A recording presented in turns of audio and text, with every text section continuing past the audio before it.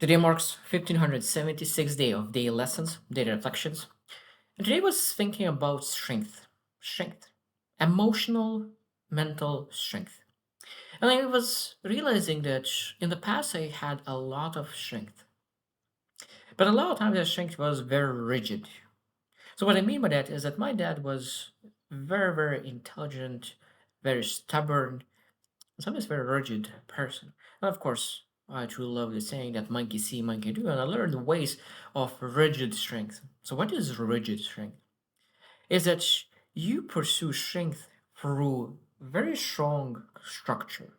So, for example, if you say that, okay, I need to do something, that means that when you need to do something, you do it because you take away all the emotions out.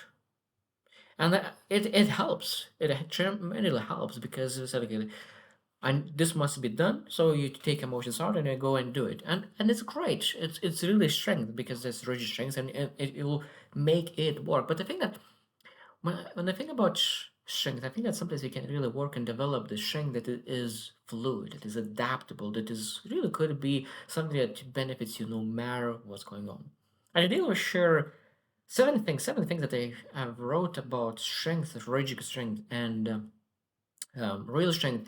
And I think that after reflecting, sometimes you can really work on developing that real strength and not really focus everything just through rigid strength. Because I will share that not always is great to just to have that rigid strength, even though it's better than nothing. Because some people don't have even that, and they always procrastinate.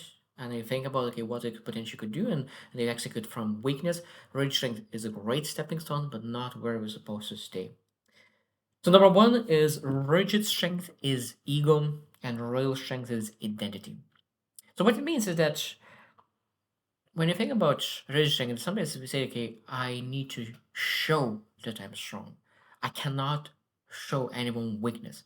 I need to be perfect. I want to be strong. I want to. So that means that we have that ego to protect who we are, who we think we are, and because of that, of course, because we do not want to show weakness, we execute from strength.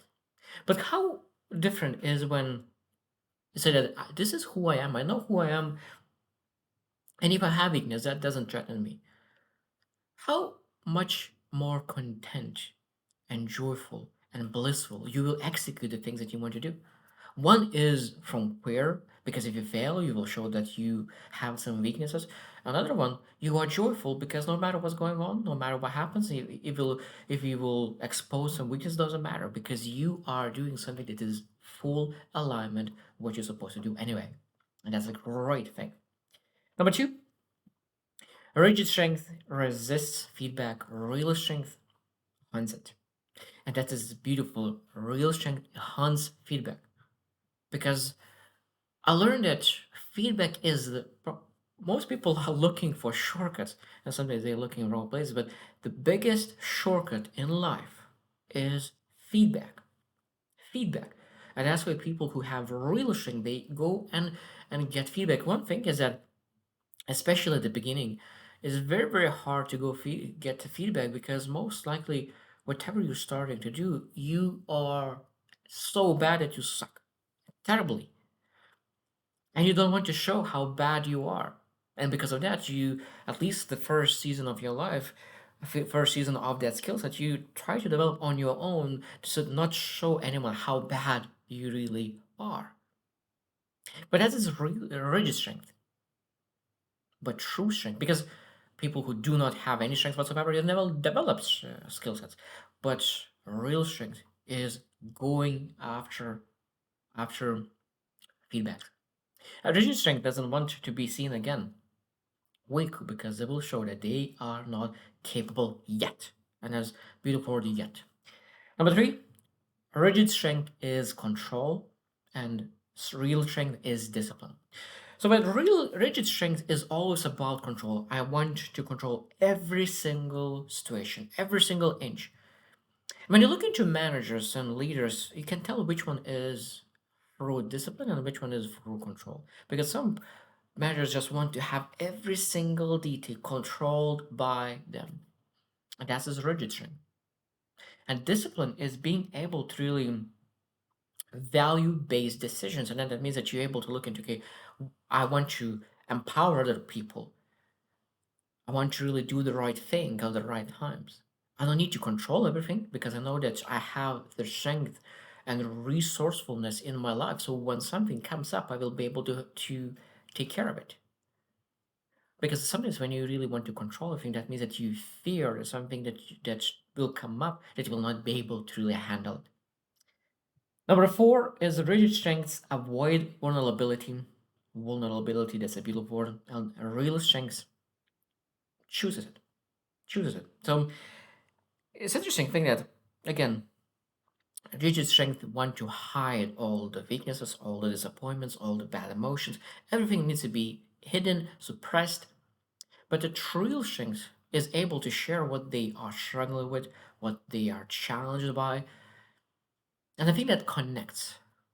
Because I really love I learned first time I learned from John C. Maxwell is that if you really want to connect with someone, share your lessons, biggest mistakes. If you want to really people to follow your to really have followers, then share your maybe biggest achievements. But if you really want connections, share your biggest mistakes, disadvantages.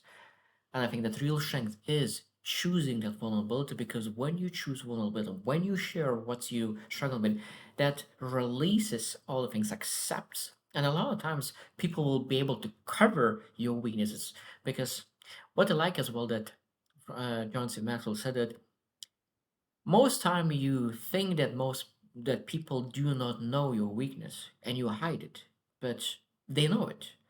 And when you admit that you know, they feel much better about you really developing that. Number five, rigid strength burns out, real strength endures. And this is probably one of the most important parts to understand why some people burn out is that when you really try to be rigid, that means that you need to push. You need to have a lot of willpower and pushing and pushing. And that is draining. That's just draining to always suppress, compress, hide.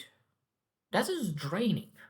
And that's why at some point you will burn out. But if you look at executing from other things, that executing from real strength, that means that you are acting from alignment with purpose and alignment really elevates energy.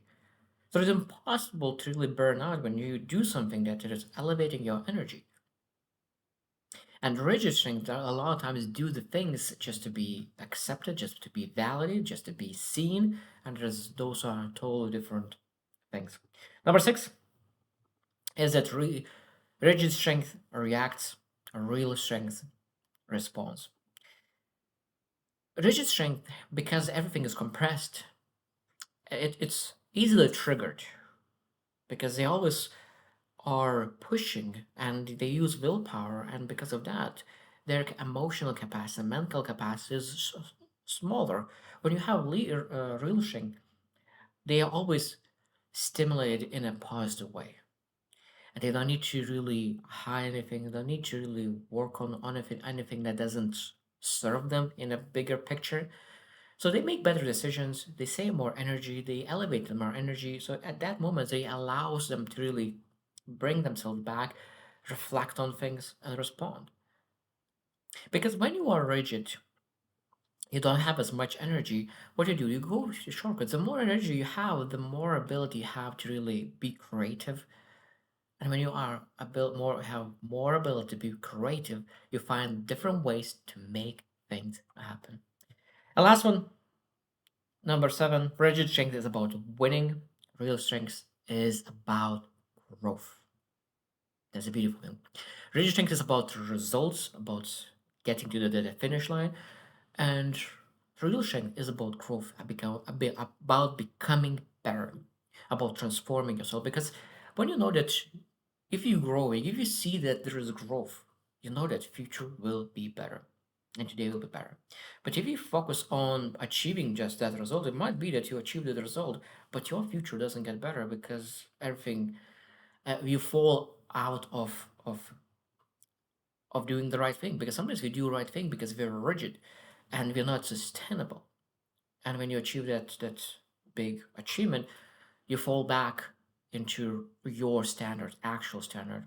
When you really focus just growth alone, I think that we're able to really constantly get better and better, and at some point achieve the things that we wanted and way more than we ever expected that's possible.